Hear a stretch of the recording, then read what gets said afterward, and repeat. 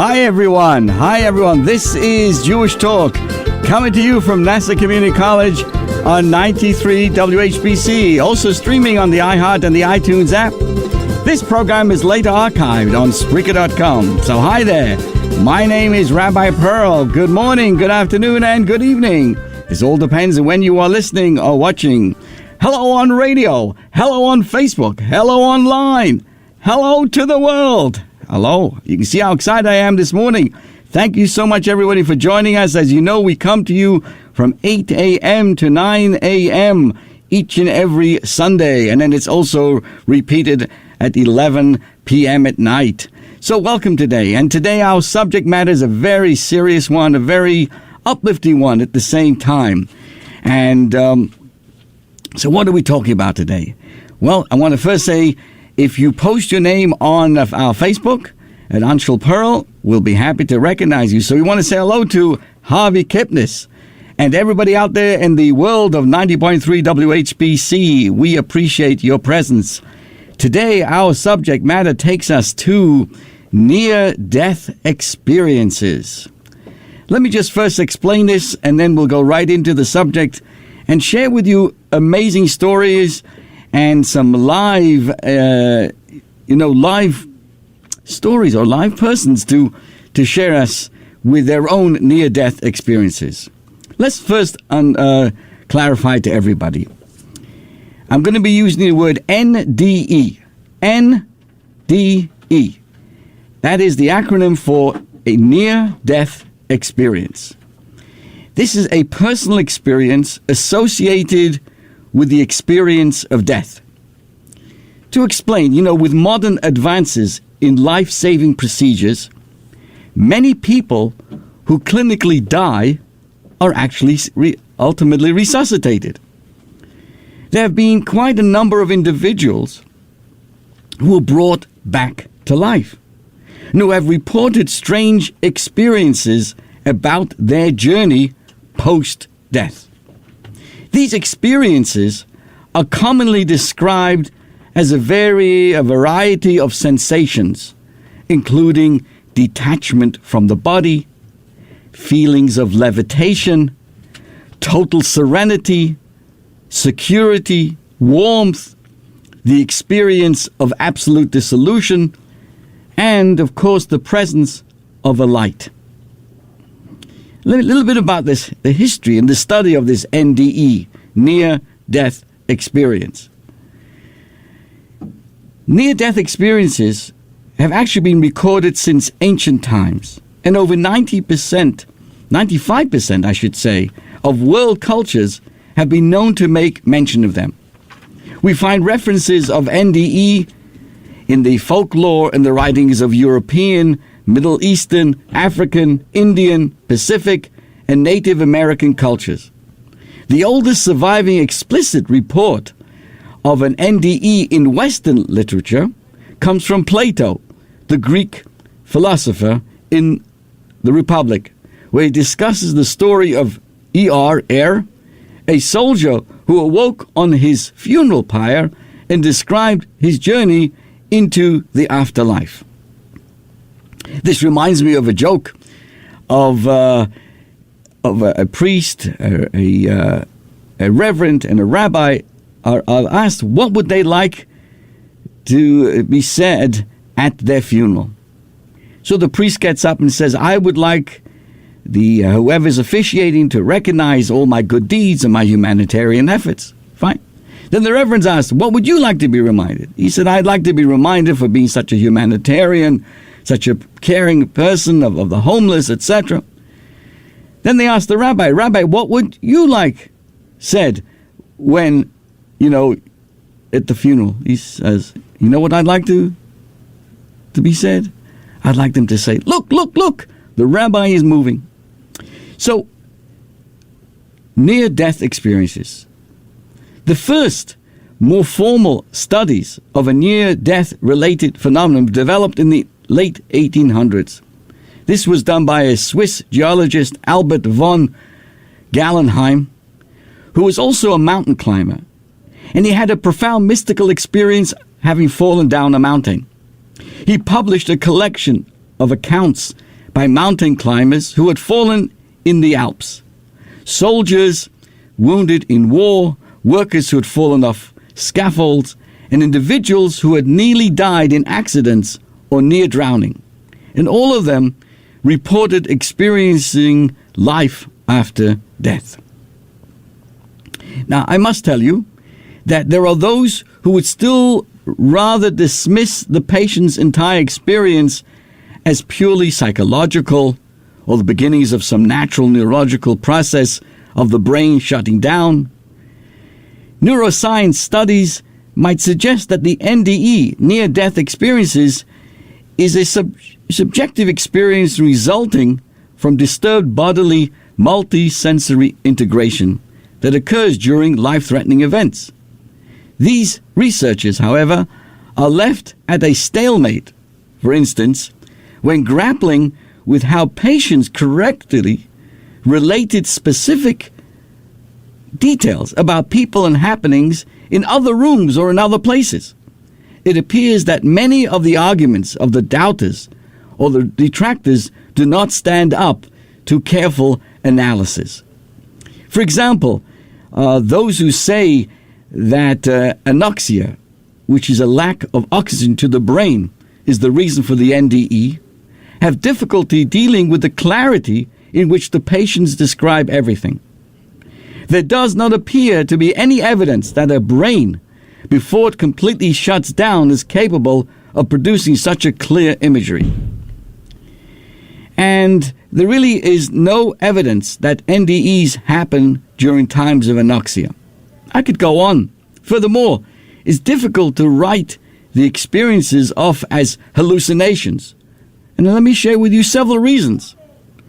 NDEs tend to have many similarities across a wide spectrum of people, which is uncommon for hallucinations.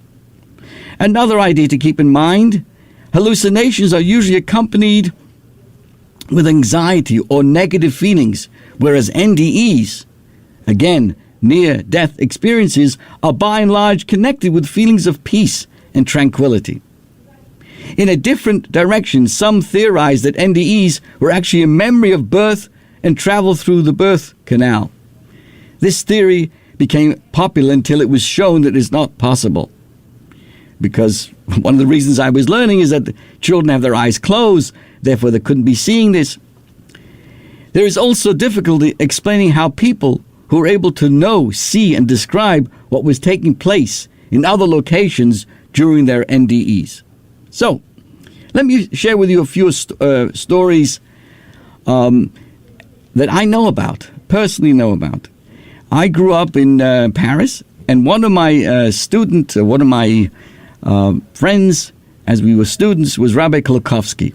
Rabbi Kolakowski is now a prominent rabbi in Rehovot, one of the big towns in Israel. And he comes originally from Toronto. And he's now recognized as a speaker and a teacher and an important leader in the community. One day, he gets a call from an elderly lady who says that, she's English speaking, and the rabbi was giving classes, Torah classes in Hebrew, as you know, in Israel. And she says, there are many English speaking persons here. Would you please give us a class, teach it us in English? He says, of course, hopefully you'll arrange it. And sure enough, she very diligently, for quite a while, organized this women's class, and he gave the class in English. She was an elderly lady, and one day she calls the rabbi and says, I'm getting older, it's hard for me to get around, I'm moving in with my son some distance away, and therefore I will not be able to come to the class anymore. Fine, the rabbi wishes her well, and the class continues. After a couple of years, the rabbi gets a call from the son of this lady, elder lady, and says, do you remember so-and-so? The rabbi says, of course, special lady. So the son says, I want you to know my mother has fallen into a comatose.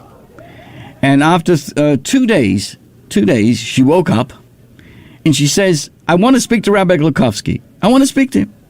So I'm calling you up. Will you please come and talk and see my mother? So he cancels his appointments and he travels to this area. And he comes in and she says, I want you to know that after 2 days in a comatose, I had an experience. I find myself in heaven, and they showed me a beautiful crown, and it was made up, it was bejeweled, bedecked with all the jewels that reflect all the good deeds that I did through my life. But I noticed I was shown a beautiful, beautiful jewel in the center of this crown, and they explained to me, this is the jewel that represents your effort of gathering people to study Torah in your English-speaking class. And she says, I beg of you, please, she said to the Rabbi Glukowski, please continue to keep this class going. That same day she passed away, and the rabbi keeps the class going. That's one story, a beautiful story of this near-death experience of what she saw. There was another little story about an individual in Israel, again, and she had this feeling about her soul. She was looking to somehow to address the soul that she felt inside of her. She had this feeling about a soul. So she went about her business. She got married. She became a civil engineer, and she found herself in Jerusalem. And she wanted to spend a night with a friend of hers who she knew she had grown up in a very secular kibbutz in Israel, where no discussion about God or anything like that. But in her sleep, she had this feeling about her soul. So she went to see her friend, and she was surprised to find her friend her hair was covered, and she was dressed like a real, in a very modest way. She said, what happened to you? We both grew up in this secular kibbutz. And she said, well, I met this young man, and he was becoming more observant, and we both got into it, and we became this way. So anyway, they spent a long time catching up. And then her friend went to sleep. And she now wanted to go to sleep, but usually her going to sleep, she would read a novel, but she had no books with her. She had traveled to Jerusalem. So she looked around for some books, and guess what? She couldn't find any books, but she found one in the kitchen. What was the book? It had the Hebrew word on it, Siddur. Now she read Hebrew. She was very interested. She's never seen a Siddur in her life, which is a translation, really is a prayer book. She opens it up. What's the first words? She reads, Moida ani lefanecha. I thank you, Hashem, she'achzarta bi nishmasi, you've returned my soul. So she says, wow, there's other people there who have had this experience of feeling of their souls. And she keeps on reading how the soul comes, and it's returned to us when Mashiach comes, etc. All these, the opening prayers. She has no idea this is a prayer book. And she says, wow, who on earth made this? Who's the author of this book? It talks about the soul coming back, and that feeling of the soul. She read through the entire book, the Siddur. She read the morning prayers, the afternoon prayers, the evening prayers, the high holiday prayers. She went through the entire book, 7 o'clock in the morning. She hadn't got to sleep yet. Then she called up her husband and says, we're becoming more observant. He says, listen, dear, the traveling, you take it easy. You must have a lot of, anxiety, etc. with the job. She was wearing, typical, jeans and a tank top. And she had all these books, all these religious books that she bought. So on the bus, she says, people said to her, these books that you're wearing don't quite fit with your outfit. You don't jive. And of course, bottom line is, she eventually became more observant. But again, she'd had this experience about the soul, and it inspired her to do that. So these things do exist. And now I want to continue this, again about children. Again, to bring up, and then I'm going to go into more detail of what specifically Judaism has to say about this. Out-of-body experiences are particularly astonishing when described by children who have had an NDE, who in their innocence and simplicity are incapable of accurately fabricating a recollection of emergency room proceedings while their dead body lies on the operating table, or recall events taking place simultaneously in their homes that are later corroborated with impeccable accuracy. The evidence mounts further when the ones conducting the research of the children's experiences began as skeptics themselves. Many stories have been recorded about children having these experiences. One interesting case is about an 11-year-old who had a cardiac arrest in the lobby of a children's hospital and was rushed to the intensive care unit to try to restart his heart. He was without a heartbeat for at least 20 minutes, with fervent attempts at cardiac interventions, all to no avail. Finally, the medical team tried to jolt his heart to start again with those cardio paddles. Miraculously, the boy opened his eyes and said, "That was weird. You just sucked me back into my body." A nurse later confirmed this peculiar line. The boy had emergency surgery and survived the ordeal. Out of embarrassment, thinking he would be perceived as crazy, he did not share the details of his memories of this ordeal until he was questioned about it in high school. He described being whooshed out of his body, that he was watching the procedure as it took place from the corner on the ceiling. He described in great detail what took place and the location of everything in the room. He accurately related specific phrases that the doctors and the nurse in the room had been saying and what they had been doing. He confessed that he had never heard about NDEs and did not watch very much, television. One particularly fascinating story is about a child named Mark who remembered a near-death experience he had when he was only 9 years old. At that time, he had severe bronchitis. While he was in the emergency room, he had a full cardiac arrest. For 40 minutes, the doctors frantically struggled to survive him. Thankfully, they were able to, and he showed no signs of hindered growth or development. While at a holiday pageant at the age of 3, he commented that the person in the play was not what God looked like, and went on to describe how he had encountered God in the emergency room 2 years later. Mark had never been told of his operation or the details of that frantic night, yet he described the occurrences in the hospital as follows. "I saw the nurses and the doctors standing over me, trying to wake me up.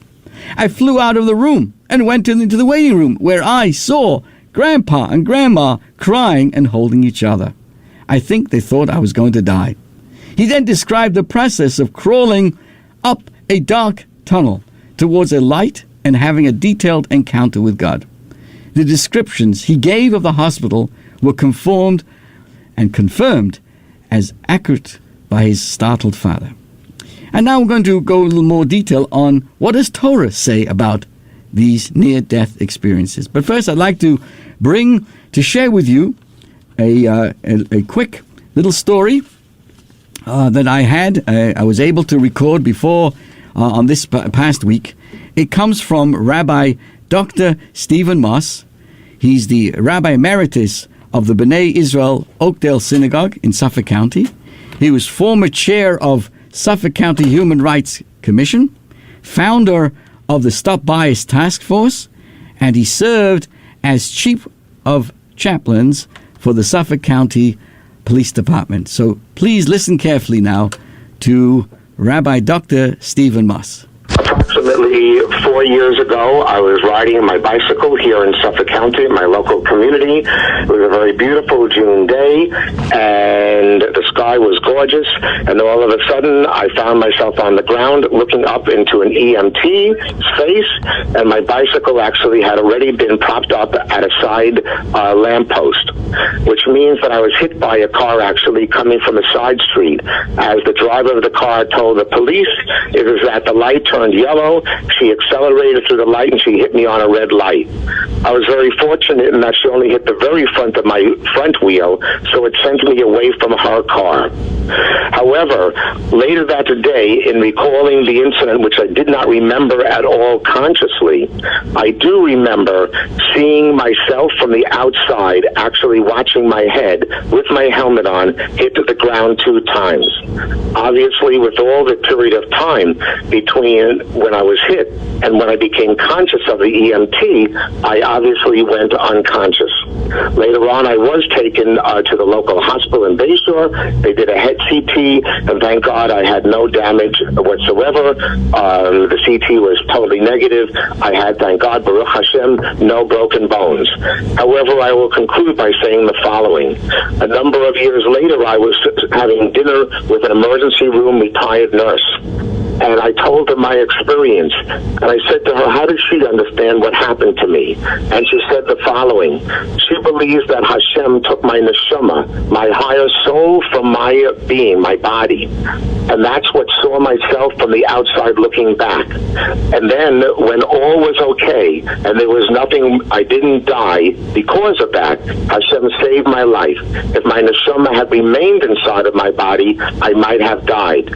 But instead, God then returned my neshama to me, and that's when I became conscious, aware of the EMT. So I'm very grateful for this experience, and thank God I didn't have any remembrance of being hit, because that would have traumatized me for bike riding. And I'm actually looking forward to doing a 200-mile bike ride in November in Israel.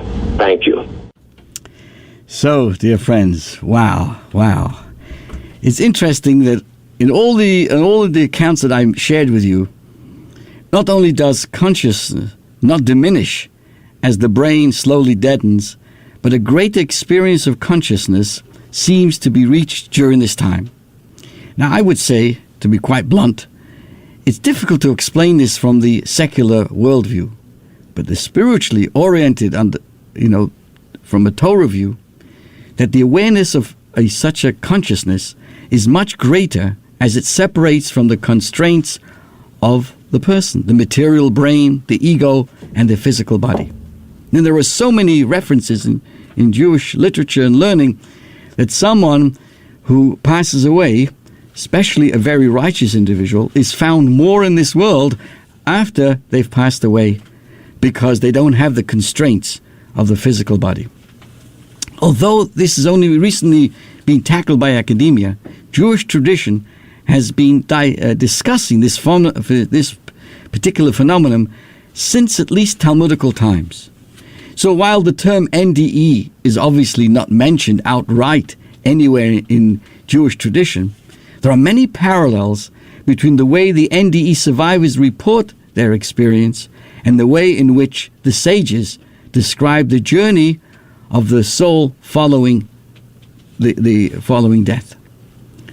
For example, some common reports in NDE are a sense of not being among the living and overhearing other people pronouncing them dead. In similar fashion, the Talmud says that the soul hears everything said in front of its lifeless body until the grave is sealed. And that is why I caution families, as the resident rabbi at NYU Langone in Mineola, when I'm called upon, to help a family during this time, that we leave the room immediately following the person passing, or until the body is taken away, because the soul can hear what's going on. The soul hovers above the body. We're talking about even in a case where it's post everything. Likewise, we find the Talmudical sage Rav say, "Be fervent in my eulogy, for I will be standing right there."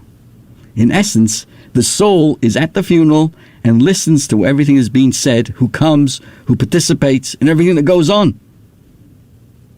Many NDE survivors hear a noise, a buzzing, a hissing, a whooshing sound, as I mentioned.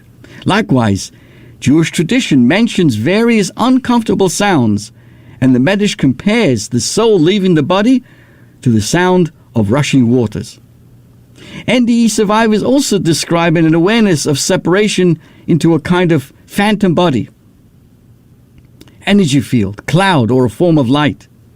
In a similar vein, the Zohar mentions a sort of ethereal body or a garment of light that refers to the disembodied soul. It's called a guf dak, a very thin spiritual body, a counterpart, an ethereal body that actually is over a person.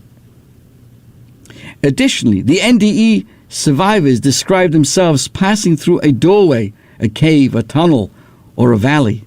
Notably, the psalmist describes walking through the valley of the shadow of death. And the Zohar also says that the entranceway into heavenly realms is through the cave of Machpelah.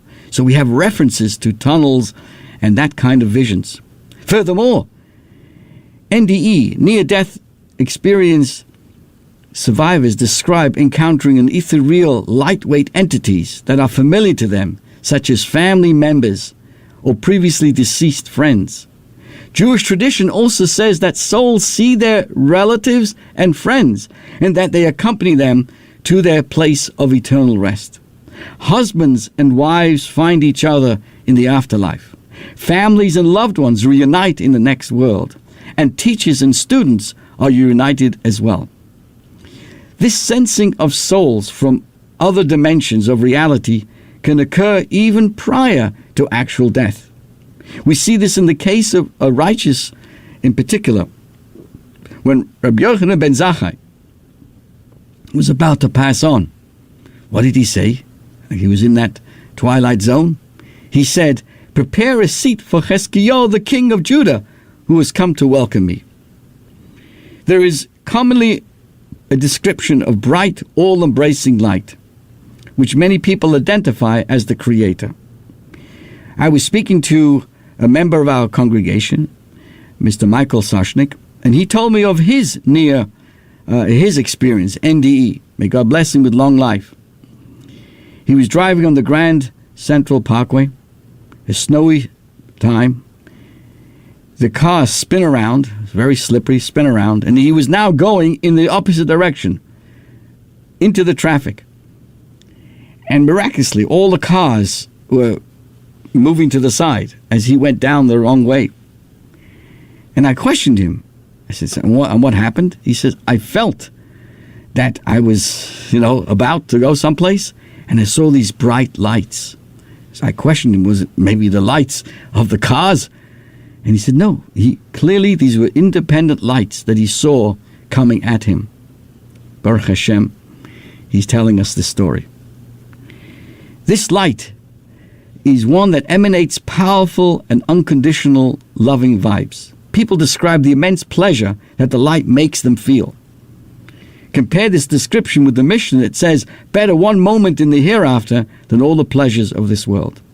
Furthermore, a soul sees the divine presence before leaving the physical realm.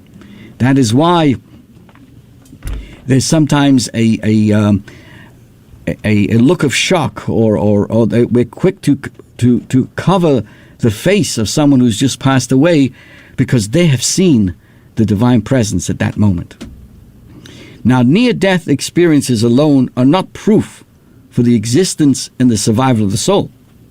But all the anecdotes and what I've shared with you, when you examine them closely, support the concept of a realm beyond this one. That there is more to reality than what the five senses perceive in this physical existence. In essence, I share with you the words of Dr. Bruce Grayson, professor of psychiatry and director of Division of Perceptual Studies at the University of Virginia Health System, a good friend of Dr. Kolshevsky's. He says the following: at the very least, near-death experiences should foster spiritual growth by leading us to question some of the basic assumptions about mind and brain, that our relationship to the divine and about the universe and the role in it. And clearly each of us have this appreciation. Perhaps those who do have the NDEs are given an opportunity to see something deeper about their life, to be reminded what life is all about, and to make good use of it in a very special way. Every one of us see things in a different way, and that is reflective of the fact that this NDE, as others explain, just like it says, Hashem Tzilcha, God is our shadow. The way we move, the way the shadow goes. And God is that shadow. God, in a sense, responds to what we are doing, so that what we put into our mind, how we live, how we educate ourselves, how we ascribe our lives, has a very much, I guess, reflects what people see at those particular times, or at any time when people have a dream, or people think more deeply about their life. The more meaningful areas of life that we aspire to, the more meaningful every aspect of our life. When we're alive, when there's this go-between NDE experience, and then, of course, as life goes on in the other worlds. So this is something very, very important for us to think about, and I wanted to share that with you, and I want to thank everybody who participated in our questions about this. And if anybody would like to add more to this, or like to discuss it more at length, I'll certainly be available by phone or email, Rabbi Perl at chabadmineola.com, or to give us a call at 516-739-3636, and have a chance to do this, to talk about this. I want to also say thank you to all those listening, and also those who are on the Facebook. Hello to Miriam Odell David, Denise Zellickson, good morning, Richard Rottenberg, fantastic, and Paul Tucker, thank you so much for your information. And we also like to say hello to everybody, Tom Schwartz and Dr. Kilshevsky. Hello to Golan, Matan, and Zev, and everybody listening, really. Now, the other question we want to discuss is, why were the Ten Commandments given on 2 tablets? Couldn't all the 10 Commandments have been written on one large block? Now, I guess it would have been a hard time for Mel Brooks to talk about it, but why is it that way? You know, let me tell you something. There's no coincidence that the 10 Commandments were given on 2 different blocks of stone. The first block contains 5 commandments that express the relationship between God and each other, between man and God. The second block has the other 5 commandments, which create civilized behavior between people, between man and man, between human being and human being. So, we all know what the 10 Commandments are. So the reason why the commandments were not written on one block is because our relationship to God and our relationship to one another are equal. They're both given their own individual block, so to speak. So as not to imply priority over one set over the other, because if you had them in one long list and one block, they would be, basically one list, and you'd be putting between man and God before man and man. But here, by putting them in 2 blocks, they become side by side, recognizing they're equal. So as not to imply priority of one set of laws over the other, God tells Moses to take 2 equally sized blocks and put them side by side, as if to say, your relationship to your fellow man is equal to your relationship to God. And if this was, practiced a little bit more seriously, we wouldn't have all the problems that we have today. Another reason the 2 tablets are put side by side, not only is there a vertical connection between the commandments, which would mean commandments 1 to 5 connect us to God, and 6 to 10 are concerning relationship between each other, but also by putting them side by side on 2 tablets, you have a horizontal relationship between the two tablets. What does this mean? Which means Commandment 1 connects to the other side, Commandment 6. Commandment 2 connects to 7, 3 to 8, 4 to 9, and 5 across to 10. So let's work through these 5 connections on this horizontal relationship and see how, in fact, that they face each other. By doing this, this reflects how 1 is connected to each other as well. They're not just 1 to 5 and 6 to 10, but there's a direct relationship. Commandment 1 is, I'm the Lord your God. Commandment 6, do not murder. What's the connection between the two? Acknowledgement. Acknowledgement of what? We believe in the existence of God, and we acknowledge the human right to life. We don't have the right to kill people for no reason, because it is God who gives life and God who decides when it takes it away. Another dimension of life that is sorely needed in this day. But remember that every human being is created in the image of God, and you kill another human being is actually, an attack against God. Let's look at number 2. What does 2 and 7 connect? Number 2 is do not worship idols. Number 7, do not commit adultery. What's the connection here? Exclusivity. When a person worships idols, we are being unfaithful to God. And by committing adultery, we're being unfaithful to our marriage partner. We are expected to have an exclusive relationship with God and with our life partner too. Let's look at commandment number 3. What is that? Don't take God's name in vain. What's commandment number 8? Doing the horizontal across, do not steal. What's the connection between the two? Respect. By not honoring God's name, such as using it to swear purposelessly or falsely in a court of law, we are treating Him, Hashem, God, with disrespect. It is as though we are taking something which should not belong to us for our own selfish purposes. This connects us to stealing other people's things, which in the Ten Commandments is actually referring to kidnapping, by far the worst thing to steal. And what is that? A person's freedom. And using it for one's own purposes. So in both examples, the thief is showing disrespect to God by stealing His name, and to his fellow man by taking his freedom away. Let's keep on going. Commandment number 4. How can commandment number 4 connect with commandment number 9? Well, number 4 is keep the Sabbath. Some people say keep your shirt on. No, it's keep the Sabbath. Commandment number 9 is do not be a false witness. What's the connection between the two? Truth. Amos. The Torah tells us to keep the Sabbath for 2 reasons. Because God created the heavens and earth in 6 days and rested on the 7th. And because we were slaves in Egypt until God took us out to become a free nation. So by keeping the Sabbath once a week, we are testifying to these truths.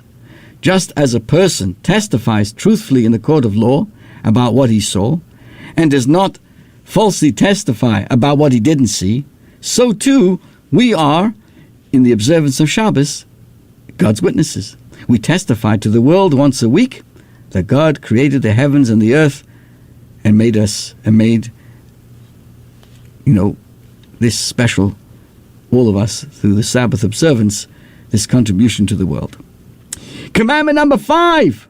Everybody's worried about this one. What's the connection between honoring your father and mother, number 5, with the opposite one, number 10, don't covet? What could be the connection between honoring your parents and don't covet? The answer is, the connection is appreciation. When you are appreciative for everything your parents have done for you, you're honoring them. From changing your diapers, to feeding you, to giving you a roof over your head, to the education that they gave you, there's a lot to be grateful for. So the Torah tells us, do not covet what others have. Honor your parents, and don't desire other people's parents and life circumstances, believing that with those parents, your life would have turned out so much better. The parents you were given was not a coincidence. God chooses them for a reason to be your parents. Your parents are also what makes you who you are. right? It's passed down from generation to generation. We could, a person may sometimes covet other people's religions or beliefs. The Torah says, honor the Judaism, the gift from your parents, and not stray after other spiritual achievements. You are who you are who you're born to, and you've been given the correct spiritual tools. Don't covet. You are able to achieve the goals intended for you. So this, dear friends, gives us an insight on the importance of why the tablets are in two separate tablets, side by side, to read them as well in a horizontal manner as well. Okay, I want to again recognize Jeannie Marie. Thank you so much, and everybody joining us as well. You know, we're now in the 9 days, and next Sunday will be Tisha B'Av, a fast day. And during this particular time of the year, we study what's called a siyum. We do conclusions of tractates. And at our shul yesterday, we were very honored to have Rabbi Shaul Kalmanson, a learned scholar, with us, and he studied with us a siyum. A siyum means a conclusion. You know, during these days of 9 days, this whole week in the Jewish community, we're not eating chicken or meat, or drinking wine, celebrations, and these things are, postponed until after the 9 days, because these are the days that we think about the destruction of the temple. So there's certain aspects of mourning. But within the framework of Jewish life and literature, the study of Torah brings us joy, and that is allowed. And therefore, when we do a conclusion, a siyum, it brings us happiness. As we all know, when we conclude the 5 books of Moses, it's known as Simchas Torah, the great joy, as we conclude and begin again. So I want to tell you, share with you what we learned on the Shabbos, the conclusion of the tractate Makos. It's a well-known story of Rabbi Akiva laughing when he and his friends observed a fox emerging from the desolate holies of holies in the destroyed Second Holy Temple in Jerusalem. So it's very appropriate to the time that we're in right now to go back and how the Talmud records this historical story of the rabbi and his friends seeing the destroyed temple, and particularly this fox that came out of the holies of holies. I bring you back to 1965, when the Rebbe, the Lubavitcher Rebbe, shared with us a fascinating insight to this whole story. This conversation between the rabbis and Rabbi Akiva are both literal and symbolic, and certainly has for us a powerful lesson for our times as well. So, literally, this is how the story goes. It's on Makos, page 24b. It happened to Rabbi Gamliel, Rabbi Elazar ben Azariah, Rabbi Yeshua, Rabbi Akiva, the same rabbis that we read about in the Haggadah, went up to Jerusalem. And when they reached Mount Scopus, which is, from there it's possible to see the Temple Mount, they tore their garments. Fine? When they reached the Temple Mount, they saw a fox emerging from the place of holies, where it was the holiest place, where only once a year the high priest would go in, and here this animal was coming out. The others started to weep. Rabbi Akiva laughs. They said to him, why are you laughing? He said to them, in typical Jewish fashion, which you answer a question with another question, why are you weeping? So they say, why are we weeping? Look, this is a place that is so holy, where a stranger that approaches it, is putting his life in danger, and now foxes are coming out of it. Shouldn't we weep? So he said to them, for that very reason, I'm laughing. Now, this was the conclusion of a couple of stories, and at this point, the Talmud concludes, the rabbis who had been crying turned to him and said, Akiva, you have consoled us. Akiva, nichamtoni, you have consoled us. What's this all about? When we reflect on the story, many questions come to mind. A couple. At Mount Scopus, they all tore their garments. Why? Because they observed the desolate Temple Mount. Okay, fine. So you can see that everybody's in a mourning mood. Everybody sees the destruction. Number two, why did Rabbi Akiva ask them why they were crying, right? They were crying, and he was laughing, and they said, how come you laugh? And he says, why are you crying? Did he not appreciate the gravity of what they had observed? I mean, he too had torn his clothes in an observance of mourning. So he understood the gravity of the situation. So why would he ask them why they were crying? Did he really not understand why they were weeping? Again, Rabbi Akiva himself had tore his garments together. So he understood the gravity of the moment. He understood the destruction. So he was also in a mode of sadness. So he was well aware of the reason for the crying. So why indeed was he the only one who laughed? Why did the other sages not see what he saw? Right? And it's amazing. You have a group of people, some see it this way, and one person sees it differently. Another question is, why was it a fox that emerged from the Holies of Holies? Why would we here today have to know that it was a fox coming out of the Holies of Holies? I mean, why does the Talmud feel it important to tell us that it was a fox? It could say an animal came out of there. So, I mean, presumably the same pain would have been experienced had a weasel or a snake crept out of this sacred of spaces. So again, I share with you what the Rebbe discussed in 1965, and he gave the following explanation. He saw this conversation between the sages as both literal and symbolic, and very, very applicable to our world of today. You see, what is a fox? What does a fox represent? The Talmud tells us another story about Rabbi Akiva. Everybody knows it. The same Rabbi Akiva who was part of this group of rabbis, he was the one who taught us the importance of Torah, and he put his life in danger to study Torah even when the Romans at that time banned it at the penalty of death. And when he was warned, you're endangering your life to study. How can you keep on studying? There's this terrible penalty and death penalty over you for this. And he replied with the following parable. A fox was once walking by the bank of a river and saw fish darting from place to place. Where are you running to? He asked the fish. To escape the nets of the fishermen.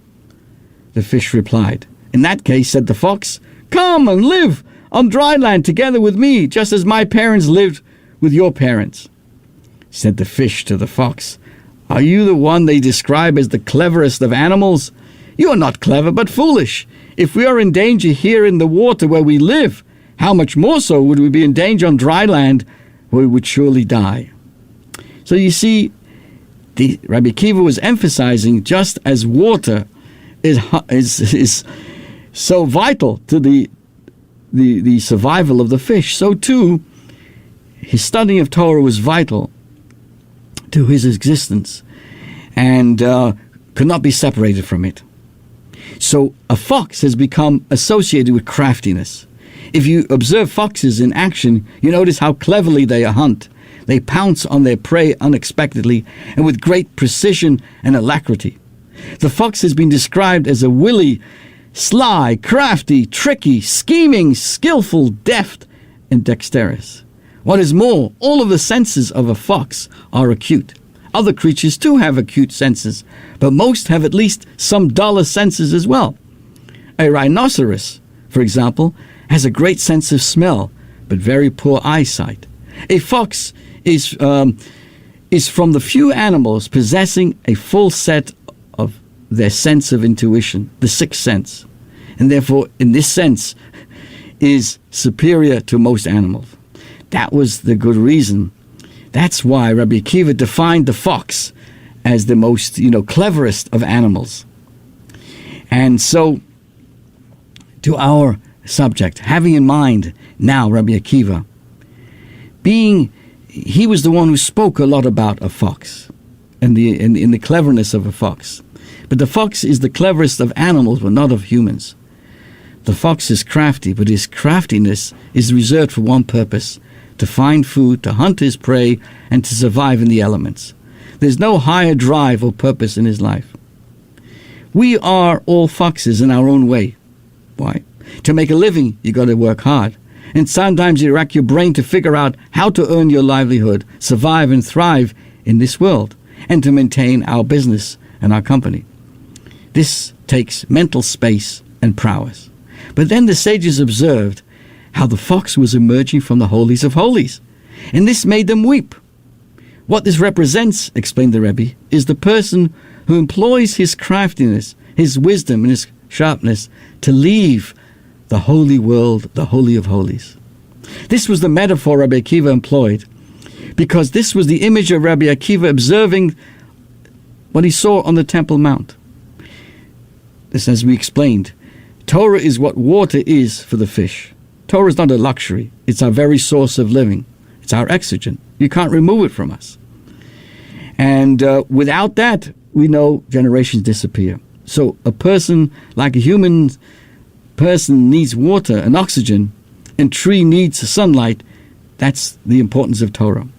So the Torah, Rabbi Akiva is saying, is not some extracurricular activity. It's our necessary habitat, the source of our vitality. It's where we live, where we breathe, where we thrive, where we're most creative.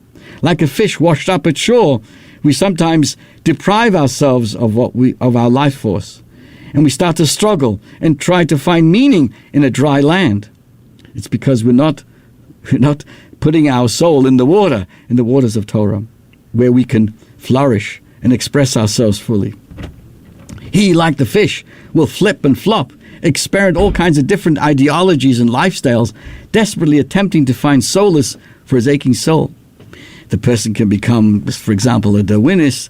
He has to worry about Darwin, a Marxist, a Bundist, a Buddhist, I don't know, whatever you have. Then the person ultimately realizes that the person really must remain in his source, his own water, his own Torah. But what does the fox say to the fish? Come on out. Come and settle on the dry land, where you'll flee from the fishermen and find security. Instead of helping the fish escape the nets of the fishermen by swimming deeper into the depths of the water, what does the fox do? It blames the water for the problem. If you fish will only leave the water, you'll be safe. And so in every generation, there are foxes, they're crafty personalities who sometimes throw at us, your problem is water. Get out of the water and you'll be safe. Instead of telling us water is our only chance for survival, and the deeper the better. And so too, this is the difference. The fox exits from the holies of holies. Sometimes our own crafty and talented minds are used to justify let's do an exodus. Let's get out of here. We use our smartness to get out of the holies of holies, this space where there's nothing but the holy Torah, etc. And this is what made the sages sob, this sad situation. Here we have, of the holies of holies, this consciousness was alive, and now it's disappeared. So when they saw the fox running out of the holies of holies, it represented something far more dire, that there's a possibility of losing touch with the source of holiness. They were exiting from the holies of holies, going to the dry land. And sadly, we see this from time to time. Well, we're not proud or we're not involved. Rabbi Akiva turns around and says, no, let's laugh. Why? He argued, paradoxically, this travesty of the fox leaving the holies of holies will actually stir up the soul. They will not be able to deceive themselves any longer and realize that they're really where they belong. This very sad reality will awaken the Jewish people to the truth. And I'm reminded in the 60s when everybody saw the flower power and the hippies, etc., and everybody was getting bent out of shape. Look at these people, they're crazy, they're out of whack and everything else. The Rebbe saw this of the inner desire of the people who were looking for truth, looking for meaning in life as well. So even if you see someone kind of walking away from the holies of holies, from their own source, they can be turned around. And obviously Rabbi Akiva argued that the fox coming out of the holies of holies can turn into a blessing of awareness. And we can actually, even though the temple was in destruction and defeated, and military and all the political reasons, but they couldn't arrange for a fox coming out of the places of holies. That's up to us, where we must use our smartness. We have that, even though maybe physically things may be devastated, but deep inside we know, and certainly for Rabbi Akiva, who came from converts, He understood what Christ was all about. He recognized the powerful, radical ability to transform. He was 40 years old, and he knew nothing. And he saw water dropping on a rock, and it made a hole.